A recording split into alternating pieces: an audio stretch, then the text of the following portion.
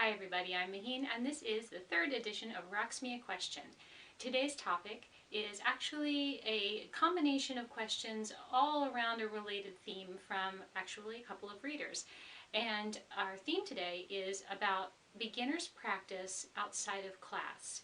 So I've had several people who have written about questions about what to drill and what kind of things to do to extend their dance knowledge and to have some independent study outside of their regular classes. And so that's the kind of thing that we're going to be talking about today. Now, first of all, I want to emphasize that especially at a beginner level, but not only at a beginner level, it is crucial if you have the opportunity to do it, that you have in-person instruction, because there really is no substitute for a trained eye that gives you immediate feedback. No matter how good a DVD is, it will never correct you, and no matter how good any online video is, including the DBQ, it can't look back through the screen and tell you, put your weight more on this side, or fix something else that may be crucial to the success of what you're doing. So in-person instruction is really the key at beginning and intermediate levels. As you get more to an advanced level, you would find that you gravitate more towards workshop instruction or private lessons and things like that, but a lot of independent study as well, because your interest will broaden. So what we're going to talk about today is generally how to approach the very wide field of things that you could learn outside of class. And it's actually, if you're asking this question, first I want to say congratulations, because so many things that we can and should know about this style of dance really there isn't an efficient way to cover in the classroom in an hour or even 2 hours of class time a week. Class time in the studio is usually dedicated towards movement and choreography and things like that, and there's so many other elements that warrant your time outside of class to further your own education in the style.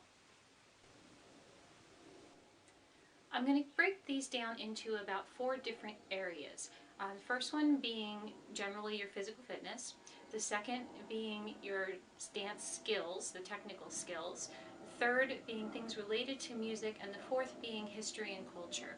So we're going to take these one at a time. The first area we're going to talk about is physical condition. This is an area where you are wise to go ahead and get some professional help in assessing where you are and where you need to go. And this is something that really is, if at all possible, best left to someone who has professional experience in this, and that's not necessarily a dance teacher, someone who is more accredited with things like personal training or physical conditioning and things like that. So you want to know where you are, and then you can plan where you need to go. So I have had some people ask me, well, what exercises should I be doing? Well, that kind of depends on where you're starting out, because something that may be appropriate for one person may not be challenging at all for someone else, and for another person may be completely too hard for them in the condition that they're currently in. So that's why you need someone to help you out with that. The areas that you would want to take a look at are your endurance, your cardiovascular endurance, because that's what's going to let you go through hours of workshops and through long performances and things like that without being winded. You're going to want to make sure you have enough muscular strength and a good balanced way throughout your body to support your movement. And you want to have a good amount of flexibility, whatever is appropriate for your style. And that will give you a nice grace, make you flow through your movements, have a bigger range of movement. And also you want to work on your balance and your proprioception. So that will give you more stability when you are going to do anything, not just balance props, but on anything that requires moving with your stance on one leg, things like that. So it's just all around beneficial for your dance. So you would want to be assessed with all of those things and then have a way forward with all of them. The second area that I would address would be on your technical skills. So if you're a beginner, then the very basics are really the things to focus on, because the basic movements, the basic hip directions, the basic hip shapes and rib shapes and arm movements and arm frames and things like that, these are all the things that you want to have really mastered and have a solid foundation, because without having a really firm foundation in these things, the more complicated, layered things and traveling and all of the other things that get built on and built out of all of these basics are just not going to be all the best that they can be. So it's never really a good idea to rush past into a next level of something before you really mastered all of your basic skills that are involved in whatever it is you're doing. So when you're structuring a skills practice, you want to make sure you have a really good variety. You want to make sure that you have lots of hip isolations and hip directions and hip shapes, having all of your rib directions and your rib shapes to make, arm frames, arm paths, arm movements, torso movements, traveling, turning and spinning. All of these things are really important, and they're the building blocks of your style. And, you know, of course, some things are different for one style to the other, but so many of these things are consistent across cabaret and tribal fusion, and even some folkloric styles. So you want to make sure that your basis in your foundation movements is super solid. The third area we're going to talk about is music. Whether you are a classic cabaret style dancer or tribal fusion, and even if you dance to things that are not primarily Middle Eastern music, everyone should be aware of the main Middle Eastern rhythms and be able to identify them, even if not by name, be able to identify the pattern by sound so you can fall into it if you need to, and to be able to hear it underneath the music and dance on it. So the other things that you should be aware of are the classics for your style. Now, if you're ATS, you probably don't need to know all the Egyptian classic songs, but it certainly doesn't hurt to be able to identify them. And if you're a cabaret dancer, if you're an Egyptian cabaret dancer, you'd want to make sure that you know the classic lexicon of the style, all of the main things. And I actually did do a whole blog post on that and a whole series that is still ongoing about getting to know all the classic songs. And certainly my list is not exhaustive, but it's a really good place to start if you are, especially if you're a beginner.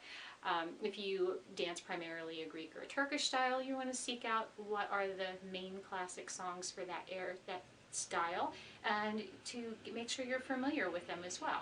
It's kind of like in American literature where you read the classics, because that sets the foundation for more modern works. So this is kind of like reading your classics for belly dance. The fourth area that I want to address here is about history and culture.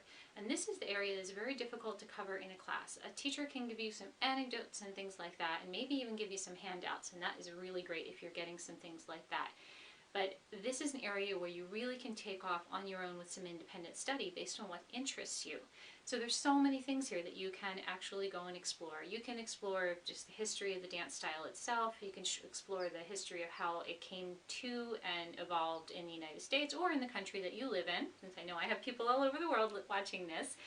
And you can explore the culture of different regions. You can explore different styles of dance, folkloric styles, music styles, all kinds of things. There's so much.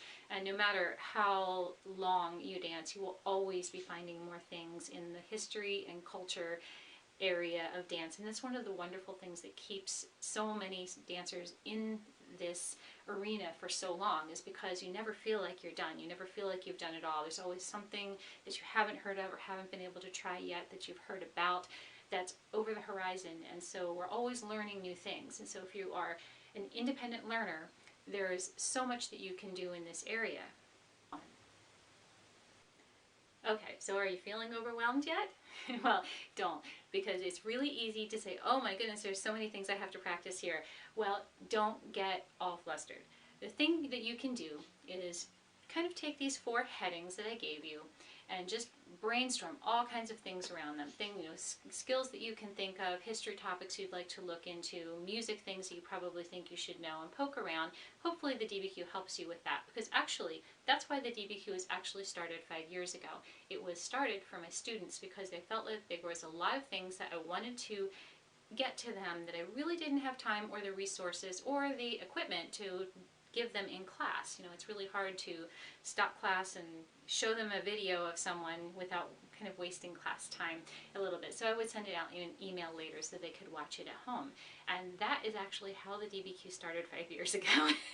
So I hope that you are using the DBQ as a kind of an extension of your learning for what you're doing in your classes, because that's really, really what it was meant for. So back to the brainstorming. Go ahead and brainstorm all kinds of things for these topics, and then stop, and then take a breath, and then step back. And pick yourself a focus. Pick yourself, maybe in the skills area, pick yourself a focus that week just of You're going to walk on traveling hip movements. And give yourself a week to really settle into that, maybe longer than that if you don't get to practice too many days. Maybe you want to take a month to work on it. There's really no rush. I mean, you could, hopefully you're going to be dancing for a long time. The thing is that you don't have to lay out a huge plan of practice that goes for a long time out ahead of you. You only need to know what you're going to do next, because there's always going to be a next, and you're always going to be adding to your list, hopefully.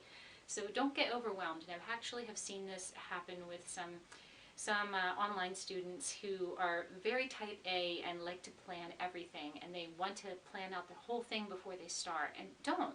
Just pick your one thing, keep your ideas, hold them off to the side for the future. You'll have time to get to them. And pick one area of skills to focus on.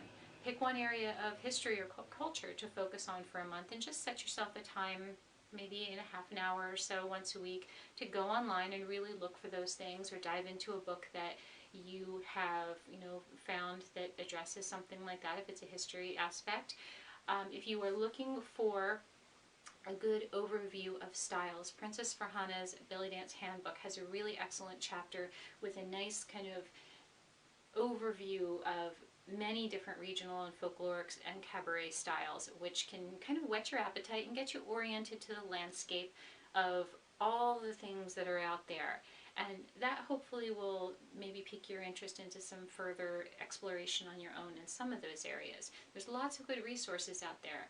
But like I said, list your possibilities, choose a focus, keep on it for a little while till you feel like you've made some progress with it, then move on to something else, and don't let yourself get overwhelmed.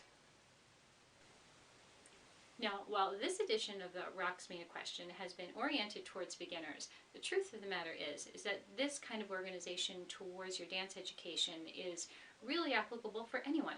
Because even if you are an experienced or even professional dancer, there's always more to be learned. We always are encountering new styles that we need to have skills practice on. We're always looking for new and interesting things that we didn't know before. There's always endless things about the culture that we are curious to investigate, and there's always more music. So this kind of a structure for practice, and the keeping a long list of things that you're interested in exploring and taking them one at a time and really allowing yourself to focus, is a really good way to keep yourself moving forward at any level.